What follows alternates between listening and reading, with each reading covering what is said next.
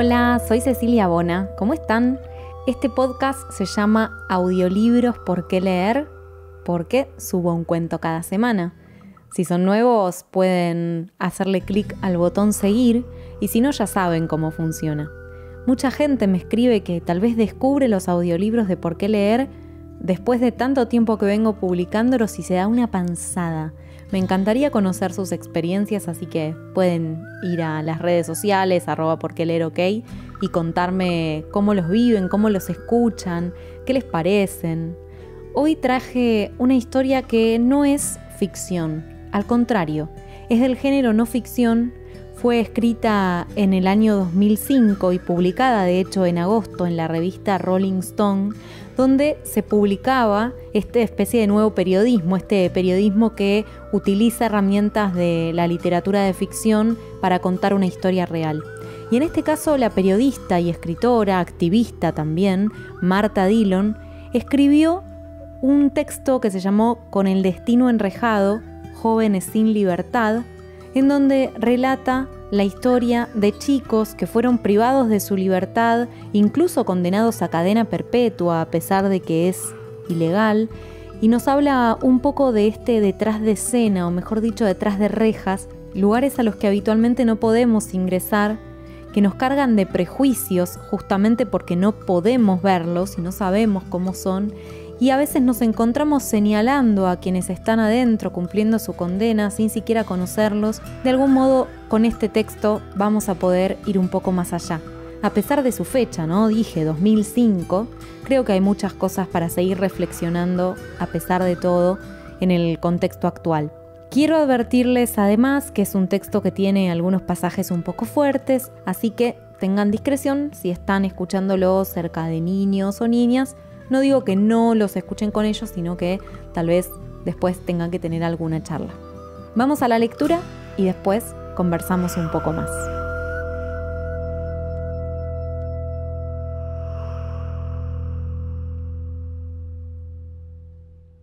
¿Vos qué hubieras hecho? ¿Qué hubieras hecho si un día llegás a tu casa, ese departamento de 2 ambientes en el que viven 8 personas, que escuchan los ruidos de las miles de personas que viven en el mismo edificio, y ves que tu papá se está cogiendo a tu hermana? ¿Qué hubieras hecho? Claudio Núñez no hizo nada. No hizo nada la primera vez porque tenía 11 años, y su viejo era un policía retirado de la fuerza tucumana apenas terminada la dictadura. Cuando lo vio, se arregló la bragueta, calzó el caño en la cintura y se fue, como siempre hacía. Siempre se iba. 1, 2 meses se iba, y era mejor porque cuando volvía se cogía a su hija de 17, y después, a la noche, cuando la mamá de Claudio llegaba cansada de haber limpiado mugre ajena, la cagaba a puteadas por cualquier cosa, la cagaba a golpes delante de sus 6 hijos y se acostaba a dormir.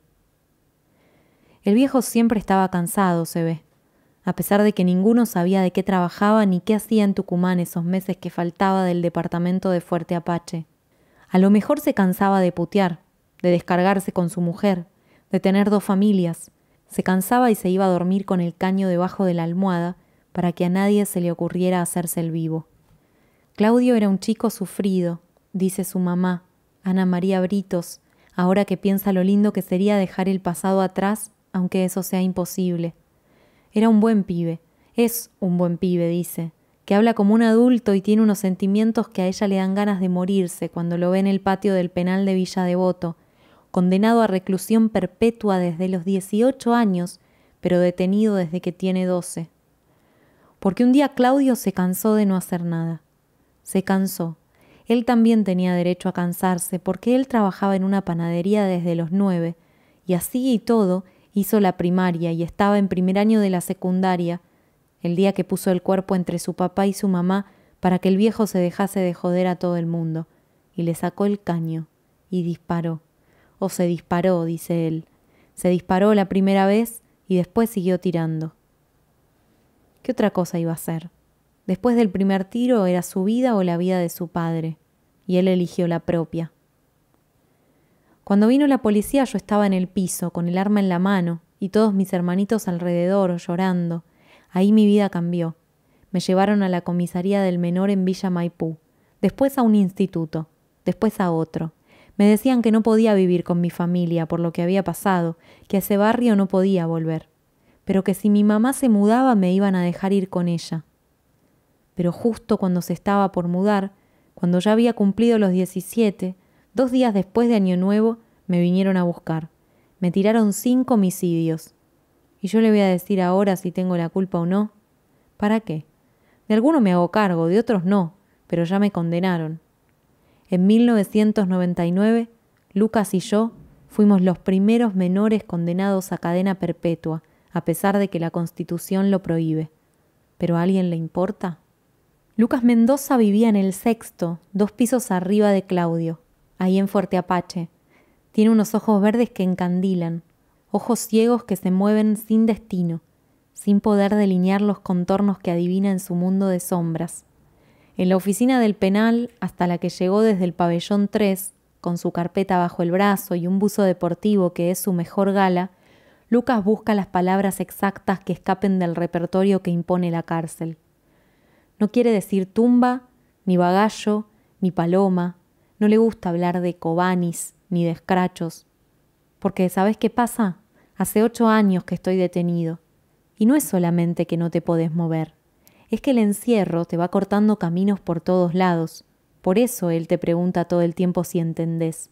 Porque hasta las palabras se van haciendo otras acá adentro, y no sabemos de qué hablan los de afuera. Lucas, dice él, y lo señala a Claudio, su compañero. Los dos tienen 24. Hace 8 que están detenidos, y con suerte podrán ver la calle cuando tengan 40. Ellos que tomaron la comunión juntos en la capilla de la Virgen de Casanova, ahora se mueven como si fueran uno. Y es que Lucas perdió la vista en el Instituto Belgrano, un lugar de máxima seguridad para menores, invisible en el medio del barrio de Valvanera, en Buenos Aires. Y Claudio es su lazarillo. No fue la policía, sino un pelotazo lo que le desprendió la retina. Pero claro, no hubo un oculista ni a tiempo, ni tampoco durante los años que siguieron hasta 2002, cuando una huelga de hambre puso su grito en las oficinas del Ministerio de Justicia y los chicos consiguieron al menos la posibilidad de estudiar y de estar juntos en el mismo pabellón, sin miedo a que una mañana los despierten y los voleen a Rawson, por ejemplo, como le pasó a Claudio, o a Neuquén, donde Lucas estuvo 1 año completo, aislado en una celda de castigo en la que no podía estirar las piernas, porque no había en ese penal un lugar adecuado para alojar a un menor adulto. De ahí salió cuando a tientas escribió una carta en la que se declaraba enfermo de soledad, sin trabajo, sin estudio, sin nadie con quien conversar, nadie que muestre respeto hacia mi persona. Usted parece cada vez más joven, me dice Lucas, uno de los pocos días de frío polar en este invierno esquivo. Es un auténtico galán que se confiesa cultor de Camilo VI, aunque en cuestión de música se quedó en la época de los Redondos. Lo había conocido cuando llevaba 3 semanas de huelga de hambre, en 2002, poco tiempo después de que Estela Maris Martínez, como defensora oficial, presentara su caso ante la Comisión Interamericana de Derechos Humanos, denunciando al Estado argentino por violar la Convención Internacional de los Derechos del Niño al condenarlos a reclusión perpetua, cuando ese instrumento, que tiene rango constitucional en nuestro país, dice que la pena de prisión a los menores debe aplicarse en último caso y por el período más breve que proceda. Habían pasado 3 años desde la condena, y ellos no sabían, como saben ahora, que la pena que les impusieron es inconstitucional.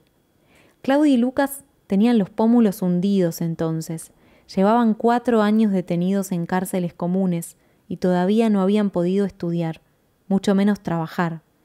Todavía ahora el trabajo se les niega. Es que los penitenciarios creen que como tenemos una pena larga, estamos jugados y vamos a hacer cualquier cosa, que somos peligrosos, y entonces casi nunca nos dejan salir del pabellón. Un pabellón abierto, una especie de galpón en el que la vida privada es un eufemismo y transita destripada a la vista de un centenar de personas que tienen que ponerse de acuerdo para que el rock and roll que ellos disfrutan pueda tener un espacio entre tanta cumbia. En aquel momento, Claudio me dio una carta que terminaba así. La persona que se equivocó era un niño con problemas. La persona que ahora escribe es un hombre con conciencia de vida. ¿Usted cree que yo sabía lo que quería decir vida a los 16? Me pregunta ahora, si lo único que conocía eran los institutos. Nuestro miedo es no llegar a salir nunca. Acá nos pueden matar, infectar con VIH, cualquier cosa nos puede pasar. Si yo hasta me estoy quedando ciego, dice Lucas. Y lo cierto es que la muerte es un lugar común en las cárceles argentinas. Se calcula que en todo el país mueren 2 presos por día en distintos penales. El año pasado, solo en Mendoza, murieron violentamente 16 presos en 10 meses. En esa provincia, la del Buen Sol y el Buen Vino, son 3 los menores condenados a prisión perpetua, todos acusados de homicidio en ocasión de robo, en juicios en los que parece que la Constitución sirvió para poco más que adornar los despachos de los magistrados. En realidad eran 3, porque el 30 de junio Ricardo Videla, el perro, como le decían sus amigos y sus enemigos, apareció ahorcado con su cinturón, colgado de los barrotes de una celda de 2 metros por 1 en la que pasaba 22 horas por día. Solo. Hacía 4 años que el buen sol cuyano no le calmaba el acné juvenil que minaba su cara. Las 2 horas de recreo por día que se disfrutan en el módulo 11 de la casa de piedra se pasan en un patio interno y sirven para lavar la ropa, fumar y caminar en círculo, algo imposible en los 2 metros cuadrados de la celda. «Si me dejás sin recreo me voy a matar, hijo de puta», le dijo el perro al penitenciario que le había cortado el beneficio el 29 de junio. No hubo respuesta. El tipo escuchó la maniobra, al igual que los compañeros de módulo, cada uno desde su celda, y cómo resoplaba el perro durante los últimos minutos de su agonía. Golpearon la reja esa madrugada, como se la golpea cuando alguien consigue la libertad, pero con la desesperación de un final anunciado a gritos. Tuvo que llegar el recuento para que descolgaran al perro del barrote al que había atado su propio cinturón ceñido, esta vez a su cuello.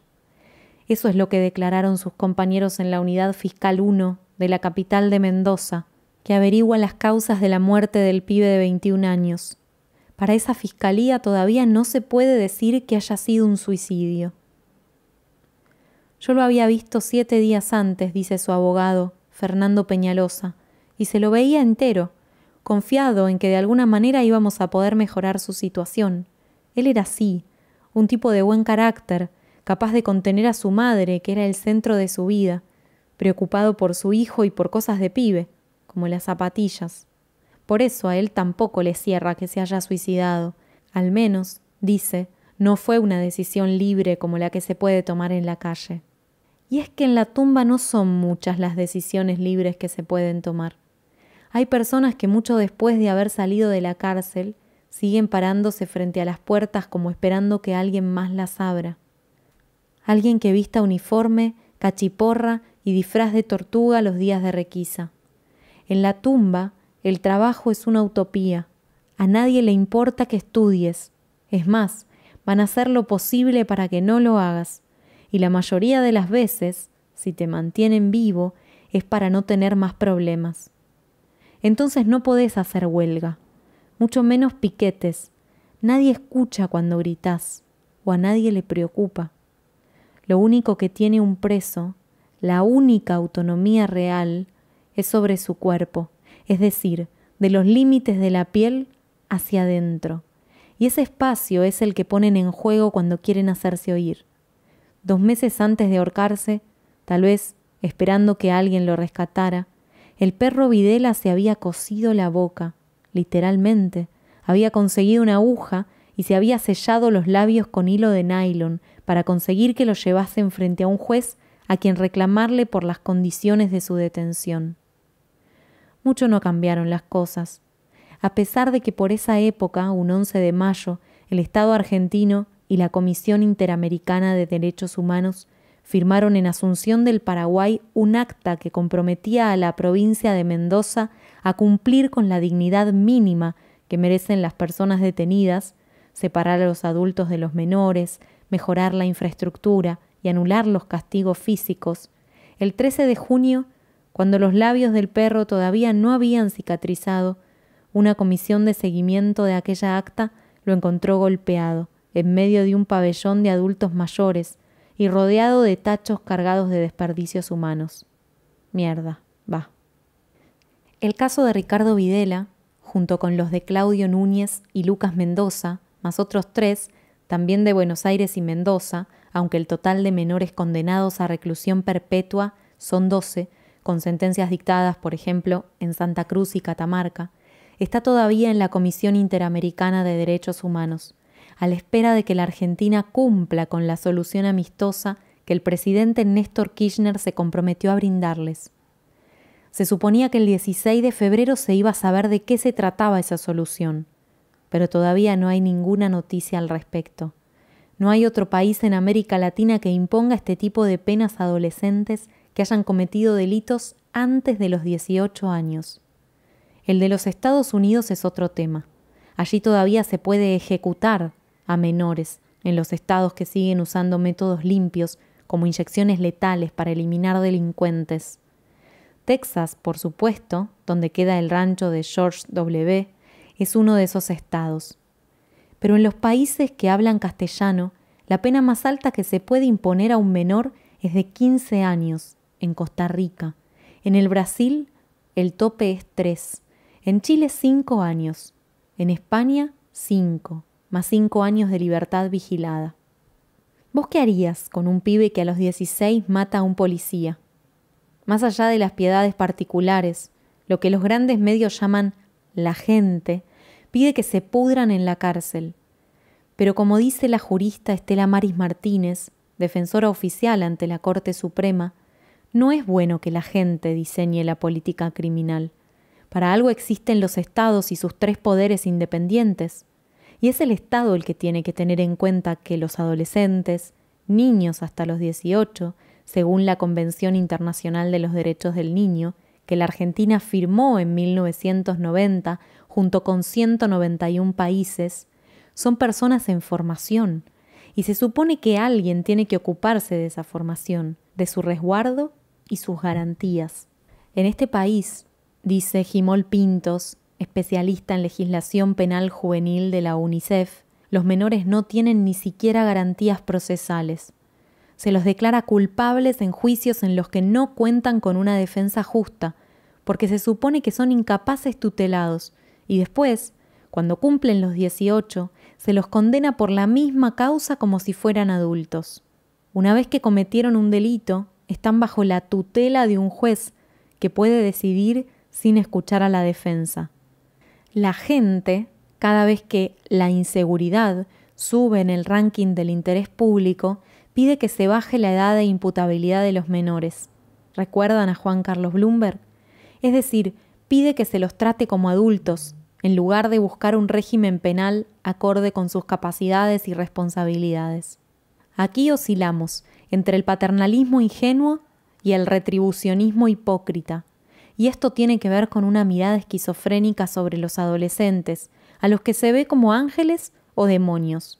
El planteo no es pasarles la mano por la cabeza, pero sí buscar un sistema penal que guarde equilibrio entre el derecho a la seguridad colectiva y los derechos individuales, dice Emilio García Méndez, otro jurista que trabajó en la adecuación de la legislación interna de la mayoría de los países de América Latina a la Convención Internacional de los Derechos de Niños, Niñas y Adolescentes. Y según la UNICEF, la experiencia en el resto de nuestro continente con un régimen penal adecuado indica que, lejos de aumentar, la delincuencia juvenil ha bajado. Claudio y Lucas repiten toda esta información casi de memoria. Cuesta correrlos del guión que han aprendido para explicar por qué es ilegal que los hayan condenado a, con suerte, pasar de la adolescencia a la madurez en prisión. Pero cada tanto se les ilumina un poco la mirada, que busca el piso como si hubiera algún tesoro debajo de esos mosaicos, plagados de puchos mal apagados que ellos tiran con una frecuencia alarmante. Fuman como si tuvieran que aprovechar que frente a ellos hay un paquete y alguien que escucha. El chispazo llega cuando hablan de sus novias. Los dos están enamorados y esa ilusión corta la monotonía de los días en cautiverio. Y es que la vida se las arregla para seguir organizando sus mejores cosas aún en la noche más cerrada. Además, es una ventaja increíble estar en Devoto, algo que solo puede entender quien ha pasado por los penales de Rawson o Neuquén, que sabe que a cada traslado le sigue una bienvenida de los penitenciarios, que saben cómo dejar en claro quién manda dentro de un penal. Lo que pasa es que, como tenemos condenas largas, nos querían sacar del medio. Es como que prefieren no verte, por eso te trasladan cuando quieren, como si uno fuera un paquete que no sirve para nada y hay que archivar en algún lado, dice Claudio. Por suerte ahora estamos bien, al menos pudimos empezar a estudiar, aunque a mí me cuesta mucho porque no veo nada, pero estoy aprendiendo braille. Lucas muestra la plantilla en la que perfora el papel para diseñar letras que leerán otros dedos. Hasta ahora aprendió a escribir, pero para leer hace falta resignarse a anular los ojos y dejar que la información llegue por otro lado. Y si algo él no sabe, es resignarse. Por eso sueña con un asado en Moreno, en la casa de su abuelo, un hincha de Racing por el que él siente una admiración especial. Es que mi mejor recuerdo fueron unas vacaciones en Río Cuarto. Él nos llevó en una camioneta con cúpula y con mis hermanitos hacíamos todo tipo de travesuras. ¿Es este muchacho de nuca rapada el que habla? ¿Es él el que se recuerda haciendo travesuras como un niño, a pesar de que tiene 24 y ya ha visto a la muerte a la cara y la ha sentido respirando de cerca? ¿Por qué empezaste a robar, Lucas? ¿Qué sé yo? Pasa que me crié solo, señora, porque mi papá nos dejó cuando yo tenía 8 años y mi mamá y mi abuela trabajaban todo el día. Ellas me enseñaron eso, a trabajar, pero yo las quería ayudar y me creía que lo hacía rastreando electrodomésticos. Pero eso me pasó por el poxy, eso me hizo mal. Otras drogas no probé, porque ya lo había visto a mi papá. A él le gustaba la merca y después se ponía agresivo con mi madre. Y pensar que después fui yo el que la hizo llorar tanto. Una familia, esa es la máxima ilusión para cualquiera de los dos. Aunque ahora mismo hagan pedidos más modestos, una carta, un paquete de cigarrillos, un trabajo. Yo aprendí peluquería, sé hacer pan, sé hacer arreglos como pintura, plomería, aunque también podría fajinar. La cosa es tener un trabajo acá adentro para poder darle una recepción a mi familia cuando viene, aunque sea hacerles una torta. Claudio es el que rapó la nuca de Lucas y el que mantiene su flequillo perfectamente paralelo a las cejas. Pero entre sus habilidades también se cuentan las cartas de amor. Así fue como convenció a la que ahora es su novia de que retomaran la relación que interrumpieron cuando él tenía 12, antes de empezar a vivir en un instituto de menores del que lo dejaban salir algunos fines de semana, los necesarios para arruinarse. Es que me arruiné, señora, pero éramos unos niños y a uno le da bronca vivir encerrado sin nada siempre. Si yo trabajaba en una tintorería mientras estaba en el instituto. Hasta el director del instituto habló a mi favor cuando me juzgaron, porque dicen que cometí un hecho una noche que estaba en el hogar. Pero justo se había descubierto esa banda que salía a robar desde el penal de Caseros, y entonces no les pareció que fuera cierto lo que decía el director. Es difícil encontrar un preso o presa, uno solo, que diga que es culpable del delito por el que está detenido. Clara Zagnovetsky, una abogada y socióloga que pasó 10 años en el penal de Seiza por una estafa de 10.000 pesos, dice, desde su experiencia, que es verdad que en la mayoría de los casos los hechos que empujan a alguien a la cárcel suelen ser armados. Pero eso no quiere decir que el ladrón no sea ladrón, solo que lo condenan más por su historia que por un delito en particular. Algo así es lo que dice Claudio sobre los 2 policías muertos que le endilgan. Yo quité una vida, dice él, cuando cree entender de qué se trata esa palabra. Pero para los jueces del Tribunal Oral 1, lo que pesó a la hora de darle la pena máxima fue que Claudio tenía antecedentes, había matado a su padre, y las razones ya no figuran en el expediente, sencillamente porque no hay expediente. Era inimputable entonces y no tuvo un juicio justo. El amor me salva, es mi luz en esta oscuridad, dice Lucas un momento después de que el guardia entre en la oficina en la que charlamos para decir que el tiempo se acabó. Él clava sus ojos ciegos y pide: si usted se planta nos dan un rato más. es que este tiempo de la entrevista corta el otro tiempo, monótono, del pabellón. ¿Y cómo no hacerlo después de que él declarara un amor tan incondicional por una chica que conoció estando ya dentro del penal y que lo anima a inventar futuros de asados en familia con su abuelo, peleando por ver si sus hijos serán de River o de Racing? Es difícil para una chica no rendirse frente a ese ánimo de bolero. ¿Cómo conociste a tu novia? Era amiga de la mujer de un compañero, y le empecé a escribir cartas, hasta que un día se animó y entró a la visita. Como yo la tuve que pedir, sabía que iba a venir, pero se iba agotando el tiempo y no llegaba, hasta que me llaman y me acerco a la reja del patio y veo una chica hermosa, hermosa como un sol. Yo estaba con mi mamá y mi abuela, fue un momento raro. Después haría los arreglos con su familia para que se alternaran los días de visita, para poder montar la carpa de frazadas colgadas sobre bancos de madera que pueblan los patios de Devoto de pequeños iglúes marrones o grises, de los que a veces se escapa algún suspiro que hace eco en la entrepierna. No sé dónde apuntan los ojos nublados de Lucas, qué sombras querrán disipar mientras habla, o si está mirando la cara de esa chica hermosa que ayuda a descontar los días del tiempo infinito de su condena. Hace un mes, poco antes de la muerte del perro Videla, el Procurador General de la Nación sentenció que la pena de reclusión perpetua no violaba la Convención Internacional de los Derechos del Niño, porque contemplaba la excarcelación después de los 20 años de prisión. Claro que esa posibilidad no es automática, depende de que los internos puedan inscribirse en el régimen de progresividad del servicio penitenciario, que tengan buena conducta, que trabajen, que tengan vínculos fuertes con sus familias. Claudio y Lucas, que llevan 8 años detenidos, recién en 2005 pudieron entrar en ese régimen, porque antes los continuos traslados y la constante negativa a los pedidos para estudiar y trabajar no se lo permitían. Desde el Ministerio de Justicia, su titular, Horacio Rosati, se manifestó a favor de aquella solución amistosa que se propuso a la Comisión Interamericana de Derechos Humanos. Sin embargo, este mismo año, otro menor, Daniel Maldonado, fue condenado a prisión perpetua. Entonces Lucas escribió otra carta a Carmen Argibay, la ministra de la Corte, apelando a su sentido materno para que Daniel y su familia no tengan una experiencia como la mía y la de mi madre. Y pensar que yo creía que en la calle podía ayudar a mi familia. Ahora estoy acá rogando que me den un trabajo, tener un poco de dinero fruto de mi esfuerzo. Me dicen que no porque soy un preso peligroso. ¡Qué locura!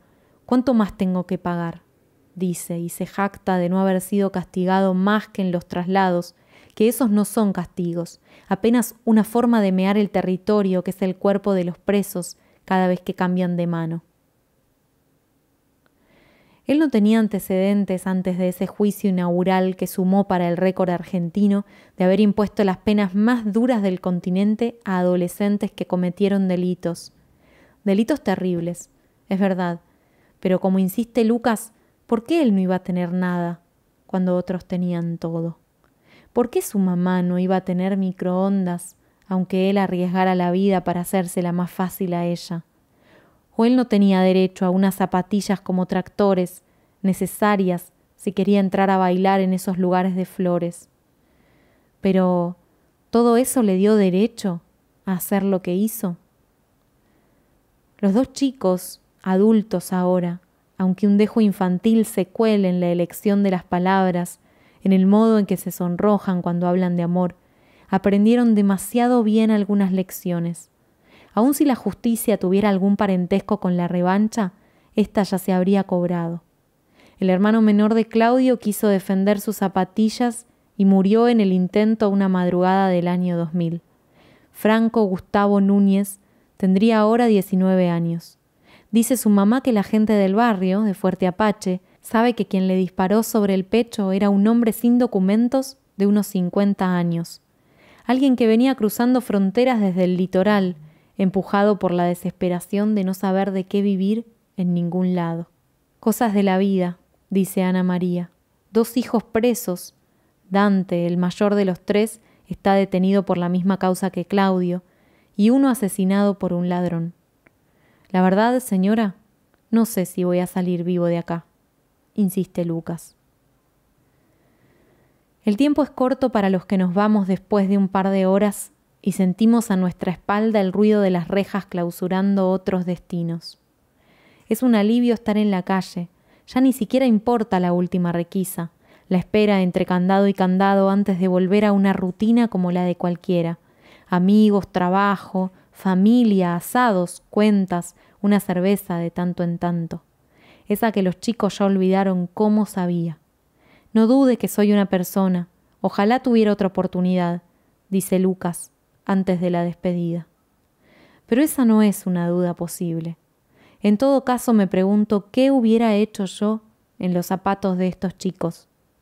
¿Y en los zapatos de los jueces?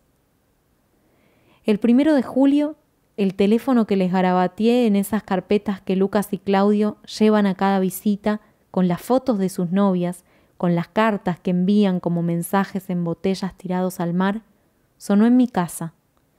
Se habían enterado del destino de Ricardo Videla, el perro, y esa vez las dudas estaban otra vez de su lado. No sabemos, señora, si vamos a salir vivos de acá.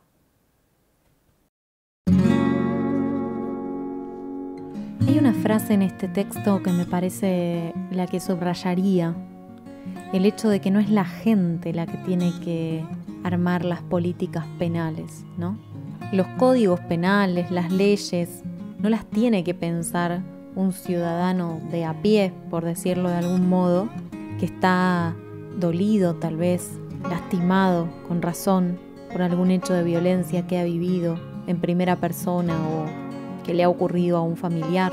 De todos modos, creo que hay que separar lo que es el concepto carcelario como castigo, que siempre es un castigo que reciben los más pobres, los que menos tienen, y el pensar el cometer un delito y que ese modo de castigo sea el peor que esa persona puede recibir, lo que lo convierte en un ser más terrible una vez que sale de ese espacio, porque fue casi diría torturado, viviendo en condiciones infrahumanas.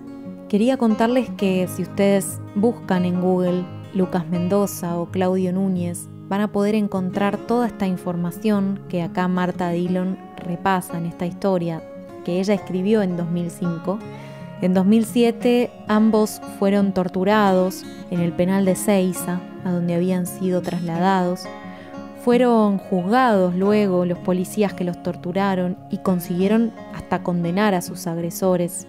Por otro lado, también la Comisión Interamericana de Derechos Humanos terminó condenando al Estado argentino por su responsabilidad ante el tratamiento como adultos de menores de edad y aparentemente el Estado los habría indemnizado. Y acá pongo todo con pinzas porque me costó bastante encontrar información. Lamentablemente Carlos se suicidó y Lucas, que había recuperado su libertad, según lo que busqué, encontré que estaría de nuevo en prisión. Insisto, esto es un potencial que no pude terminar de comprobar.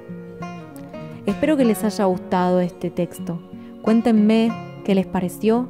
Pueden suscribirse al canal o seguirme en la cuenta. Ayuda mucho que me den feedback de cómo van siendo los textos, qué les gustaría escuchar más, cuáles son los que más les gustan o menos les gustan. Así yo también voy conociéndolos a ustedes.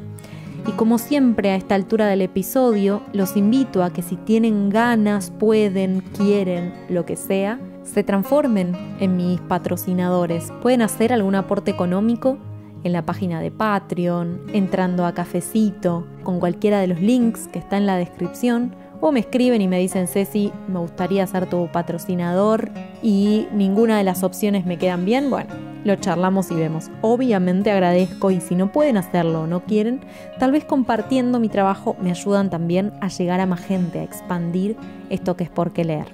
Les mando un abrazo muy fuerte. Hasta la próxima lectura. Chau.